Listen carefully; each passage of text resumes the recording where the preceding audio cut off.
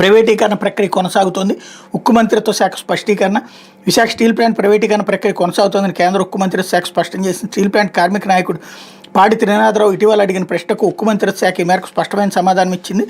కూటమి ప్రభుత్వం అధికారంలోకి వచ్చిన తర్వాత స్టీల్ ప్లాంట్ ప్రైవేటీకరణ ఆపేశామని అనేకసార్లు రాష్ట్ర మంత్రులు ఎమ్మెల్యేలు చెప్తూ వస్తున్న సంగతి తెలిసిందే అన్నటువంటి వార్తని హైలైట్ చేశారు. లేకపోతే ఆన్లైన్ పేమెంట్స్లో అతివల హవా, డీజీ చెల్లింపుల్లో దూసుకుపోతున్న భారతీయ మహిళలు 2014లో 14% మంది మహిళలు మాత్రమే ఈ చెల్లింపులు 2023 నాటికి 37% మంది వినియోగించారు. క్రిసిల్ నివేదిక వెల్లడి.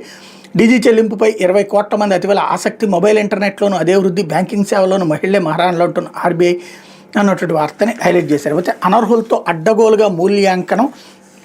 ఓపెన్ ఇంటర్ మూల్యాంకనంలో అధికారుల ఇష్టారాజ్యం. ఒక్కరితో రోజుకి 70 నుంచి 100 జవాబు పత్రాలు దిద్దిస్తున్నామని. మచిలీపట్నంలో ఇదే పరిస్థితి.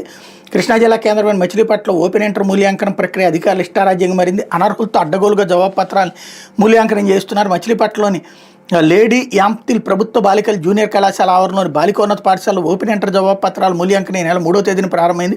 ఇక్కడ సంబంధించిన సబ్జెక్టులో అర్హత లేని వారితో మూల్యాంకనం చేస్తున్నట్టు తెలిసింది. మచిలీపట్నంలోని ప్రైవేట్ కళాశాలలో పౌరశాస్త్రం బోధించే అభ్యాసకులతో ఇంగ్లీష్ పరీక్ష జవాబు పత్రాలు దిద్దించినట్టు తెలిసింది. మరికొన్ని జవాబు పత్రాలను సైతం ఇదే తరహాలో మూల్యాంకనం చేయించినట్టు సమాచారం. సాధారణంగా రోజుకు ఒక అధ్యాపకుడు 30 నుంచి 40 మాత్రం జవాబు పత్రాలు మూల్యాంకనం చేయాలి. ఇక్కడ మాత్రం ఒక్కొక్కరితో రోజుకి 70 నుంచి 100 జవాబు పత్రాలు మూల్యాంకనం చేస్తున్నట్టు తెలిసింది. తద్వారా వచ్చే డబ్బులు మూల్యాంకనం చేస్తున్న వారు అధికారులకు పంచుకుంటున్నారని ఆరోపణలు వినిపిస్తున్నాయి. లేడీ యాంప్తిల్ కళాశాలలో 10వ తరగతి రెగ్యులర్ విద్యార్థులు జవాబు పత్రాలు మూల్యాంకనం కూడా చేస్తున్నారు. ఉపాధ్యాయులు రోజుకి 40 జవాబు పత్రాలు మాత్రమే దిద్దాలైతే ఇక్కడ 50 నుంచి 60 పేపర్లను హడావుడిగా దిద్దుతూ విద్యార్థుల జీవితాలతో చెలగాటమాడుతున్నారని విమర్శలు వినిపిస్తున్నాయి.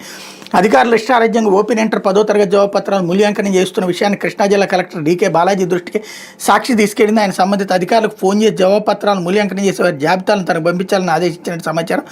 కలెక్టర్ ఆరా తీయడంతో కేవలం అర్హుల జాబితాలు మాత్రం పంపించేలా సంబంధిత అధికారులు చర్యలు చేపడుతున్నట్టు తెలుస్తోంది.